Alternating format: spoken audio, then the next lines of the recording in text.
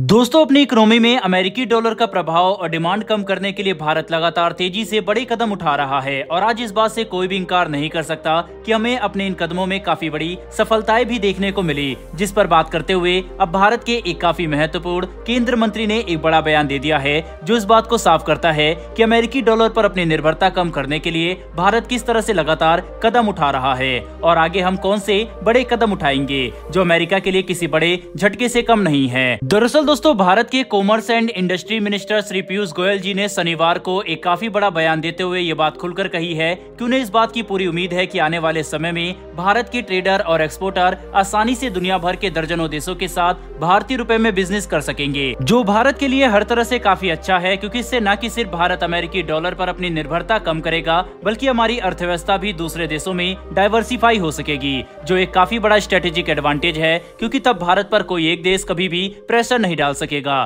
क्योंकि आज हम देख सकते हैं कि कैसे अमेरिका द्वारा रूस पर लगाए गए प्रतिबंधों की वजह से रशियन इकोनॉमी काफी ज्यादा प्रभावित हुई। ऐसे में भारत कभी भी नहीं चाहेगा कि अगर कल को अमेरिका के साथ हमारे संबंध बिगड़ते हैं तो अमेरिका रूस की तरह ही भारत पर भी प्रतिबंध लगा सके। इसीलिए ये काफी जरूरी है कि हम सिर्फ अमेरिका ही नहीं बल्कि यूरोप, अफ्रीका और दूसरे महाद्वीपों में भी अपना बिजनेस तेजी से बढ़ाए, साथ ही अमेरिकी डॉलर के इस्तेमाल को भी कम करे ताकि अमेरिका हम पर किसी भी तरह का दबाव न बना सके। और ऐसा करने के लिए भारत को सबसे बड़ी सफलता तब मिली जब रिजर्व बैंक ऑफ इंडिया ने दुनिया भर के 18 देशों के 60 बैंकों को भारत के साथ स्पेशल रुपी वोस्ट्रो अकाउंट खोलने की परमिशन दी, जिसका इस्तेमाल करते हुए अब भारत के ट्रेडर और एक्सपोर्टर इन 18 देशों के साथ आसानी से लोकल करेंसी में ट्रेड कर सकते हैं। बता दें कि इन 18 देशों में ब्रिटेन, सिंगापुर और न्यूजीलैंड जैसे देश भी शामिल हैं, जिनकी अर्थव्यवस्था काफी ज्यादा विकसित मानी जाती है। इतना ही नहीं बल्कि अमेरिकी डॉलर पर निर्भरता कम करने के लिए हमारा यूपीआई प्लेटफॉर्म भी काफी ज्यादा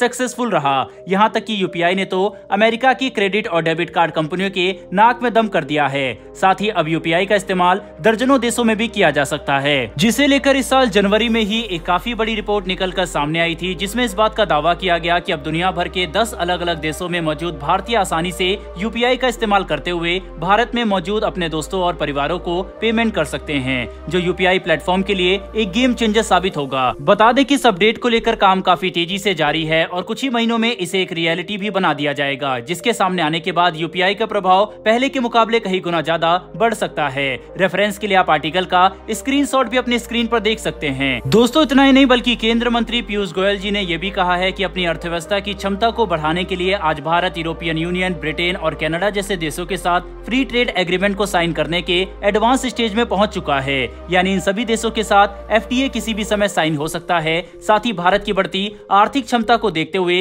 यूरोपियन फ्री ट्रेड एसोसिएशन मतलब EFTA, गल्फ कोऑपरेशन काउंसिल यानी GCC और यूरेशियन इकोनॉमिक यूनियन मतलब EAEU जैसे संगठन भी सक्रियता से भारत के साथ एक सिमिलर ट्रेड एग्रीमेंट साइन करने के लिए बातचीत कर रहे हैं। यानी एक के बाद एक दुनिया भर के कई देश भारत के साथ फ्री ट्रेड एग्रीमेंट साइन करना चाहते हैं ताकि इन्हें भारत जितने बड़े कंज्यूमर मार्केट का एक्सेस मिल सके, जो दुनिया की हर बड़ी मल्टीनेशनल कंपनी के लिए काफी आकर्षक होगा और हम इसी का इस्तेमाल अपने एक कूटनीतिक हथियार के तौर पर भी कर सकते हैं, बिल्कुल उसी तरह से जैसे अमेरिका अपने डॉलर या गल्फ कंट्रीज अपने क्रूड ऑयल का करती है। क्योंकि अब मात्र कुछ ही समय में भारत की पॉपुलेशन आधिकारिक तौर पर चीन से ज्यादा हो जाएगी और भारत दुनिया में सबसे ज्यादा आबादी वाला देश होने का टाइटल पा जाएगा, जो अपने आप में ही काफी बड़ी बात है क्योंकि इस टाइटल की वजह से संयुक्त राष्ट्र और इससे जुड़े दूसरे संगठनों में भी भारत के ओपिनियन और बयानों के वजन पहले के मुकाबले कहीं गुना ज्यादा हो जाएगा, जिसका एक बड़ा साइकोलॉजिकल इफेक्ट भी होगा जिसे हम अपने इंटरेस्ट में इस्तेमाल कर सकते हैं। कुल मिलाकर समझने की कोशिश करें तो आने वाले समय में भारत विश्व में एक सुपर पावर के तौर पर सामने आ सकता है,